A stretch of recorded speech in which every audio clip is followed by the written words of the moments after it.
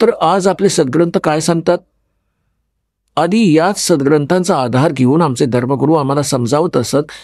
आम्ही स्वीकार करत होतो, कारण ते संस्कृत बोलत असत आणि सगळे ग्रंथ संस्कृतमध्ये लिपिबद्ध होते. आम्हाला काही ऑब्जेक्शन नव्हतं, कारण इतका विद्वान माणूस खरंच बोलत असावा. ते सत्याच्या तर जवळपासही नव्हते. त्यांना अध्यात्म मार्गाचा कख देखील माहिती नव्हता. आजपर्यंत या ऋषी महर्षींना आजपर्यंत आणि त्या महापुरुषांना सोडून ज्यांना भगवंत मिळाले किंवा परमात्म्याच्या ज्ञानाव्यतिरिक्त, आता वर्तमानात या दासाच्या व्यतिरिक्त या 21 ब्रह्मांडात या अध्यात्म ज्ञानाशी कोणी परिचित नाहीये. हे जग फालतू गोष्टींवरती विश्वास ठेवते आणि ना त्यांच्यापाशी हा कंप्लीट कोर्स आहे. आता जो प्रसंग चाललाय की आम्हाला स्वदेशी जायचंय आणि आम्ही चुकीच्या लोकात आलोय आणि आम्ही अध्यात्माचे धनी होतो, आपण निर्धन झालो. आम्ही पशूंपर्यंतच्या योनीत भटकतो, झाडपाला खाऊन गुजराण करतोय आणि आम्ही सतलोकात काय आहार घेत होतो, कशा सुविधा आम्हाला प्राप्त होत्या, त्याची तुलना आम्ही या काळातल्या स्वर्गलोक आणि ब्रह्मलोकातही करू शकत नाही. जे सुख तुम्हाला तिथं प्राप्त आहे त्याच सुखाची तुमच्यात अजूनही इच्छा आहे आणि त्या शोधात तुम्ही जात असतात. रस्त्यात न जाणो किती लबाड ठग भेटतात, मिसगाईड करून तुम्हाला भ्रमित करून टाकतात, ध्येयापासून दूर करतात.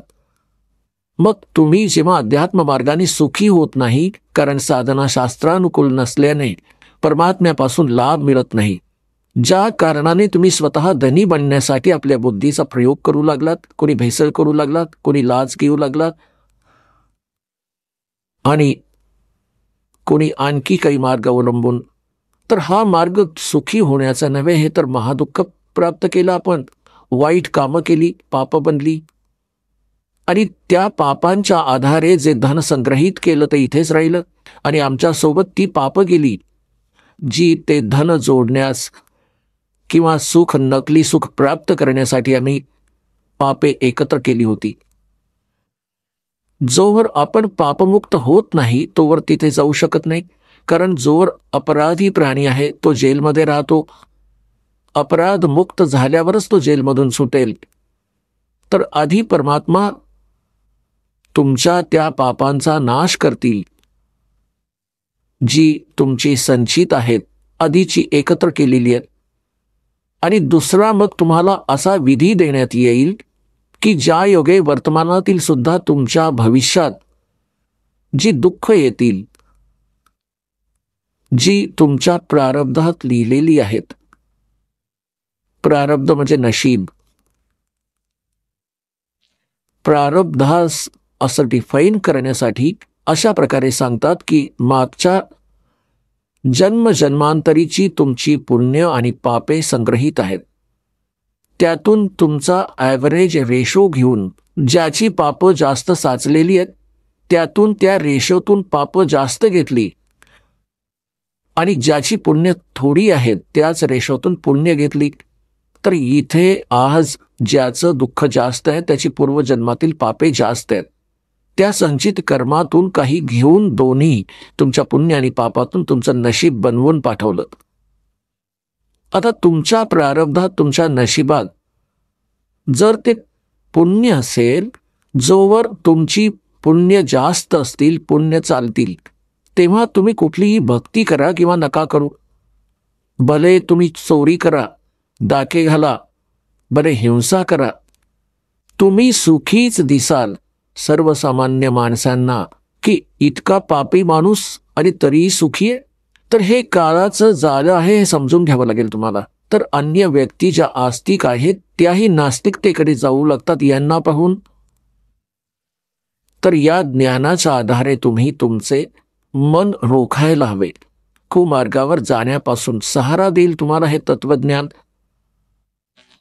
आणि ज्यावेळी त्या व्यक्तीची ती पुण्य क्षीण होऊन जातील, मग पापांचे दिवस येतील, मग बघा त्याची कशी दुर्गती होईल. आणि मग त्याच्याजवळ वेळ फार कमी असेल आणि मग तो कुठे समाधानासाठी जाईल तर त्याला नकली हे संत भेटतील. त्यांच्याकडून जंतर मंतर करवून घेऊन, नामदीक्षा घेऊन शेवटी तो मरूनच जाईल त्या दुर्गतीसहित. आणि जेव्हा आपण सत्साधना करू तेव्हा परमात्मा आपल्याला भेटतील, सद्गुरू भेटतील. सद्गुरू मग आपल्याला ते सतज्ञान देतील, सत्साधना देतील, ज्या योगे तुमची पाप नष्ट होतील. आपण ऐकत होता जगद्गुरु तत्वदर्शी संत रामपालजी महाराज यांचे मंगल प्रवचन, ज्यांच्या शुभ आशीर्वादाने संपूर्ण विश्वामध्ये 500 पेक्षा जास्त नामदीक्षा केंद्र आहेत, जिथे निशुल्क नामदीक्षा दिली जाते. निशुल्क नामदीक्षा प्राप्त करण्यासाठी आणि अधिक माहितीसाठी संपर्क करा 7030303951 7030303952. अद्वितीय आध्यात्मिक ज्ञान वाचण्यासाठी, पाहण्यासाठी आणि ऐकण्यासाठी संत रामपालजी महाराज ॲप अवश्य डाउनलोड करा किंवा आमची वेबसाईट www.jagadgururampalji.org वर विजिट करा. आम्हाला सोशल मीडियावर फॉलो करा. सर्व पवित्र धर्मांच्या पवित्र शास्त्रांवर आधारित प्रमाणित अनमोल पुस्तक ज्ञानगंगा किंवा जगण्याचा मार्ग यापैकी कोणतेही एक पुस्तक निशुल्क मागवण्यासाठी आपण आम्हाला आपले पूर्ण नाव, पूर्ण पत्ता, पिनकोड आणि फोन नंबर सह लिहून 7030303951 किंवा 7030303952 या नंबरवर SMS करू शकता किंवा 7030303950 या नंबरवर व्हॉट्सअप देखील करू शकता.